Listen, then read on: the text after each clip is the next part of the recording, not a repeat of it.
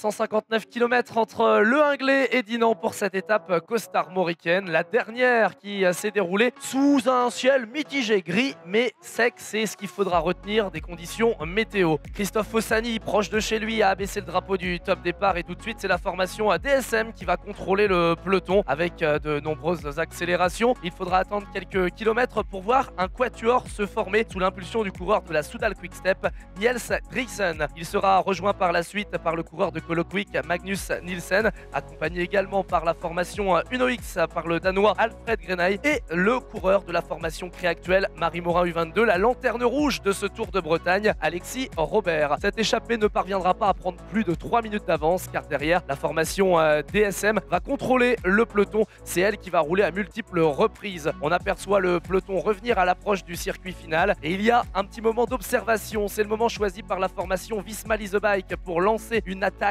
et essayer de relancer la course. Un regroupement va être réalisé à l'avant. Il y aura une petite échappée d'une dizaine de concurrents et ça ne servira à rien. Le peloton va revenir occupant toute la largeur de la route et nous aurons ensuite l'attaque d'un nouveau coureur de la formation Colo Quick. Déjà à son avantage hier, il s'agit de Beck Axel Scott Hansen qui va ouvrir la route pendant quelques minutes, quelques kilomètres. L'accélération suivante va être celui d'un représentant de la Soudal Quick-Step accompagné par l'ancien champion de France. Il s'agit là de Kilian Verschuren qui va être placé, qui va attaquer seul dans la côte, dans l'ascension dinanaise. Il revient sur l'homme de Colo Quick et va s'envoler en solo pendant quelques minutes avant d'être rejoint par le coureur de Colo Quick. Les deux coureurs vont passer quelques centaines de mètres ensemble pour pouvoir continuer évidemment et essayer de maintenir leur avance. Ça va se regarder dans le peloton et ensuite il va y avoir de nombreuses accélérations réalisées notamment par le coureur de la formation Décathlon AG2R La Mondiale, Antoine Lotte, qui va sortir dans les derniers kilomètres et qui va essayer de créer la différence. Malheureusement pour Antoine Lotte, ce sera trop compliqué en ce qui concerne le coureur qui ne pourra rien faire. L'explication finale se fera donc dans la dernière bosse et c'est Jesse Kramer qui va lancer les festivités. Il va conserver quelques mètres d'avance pour aller chercher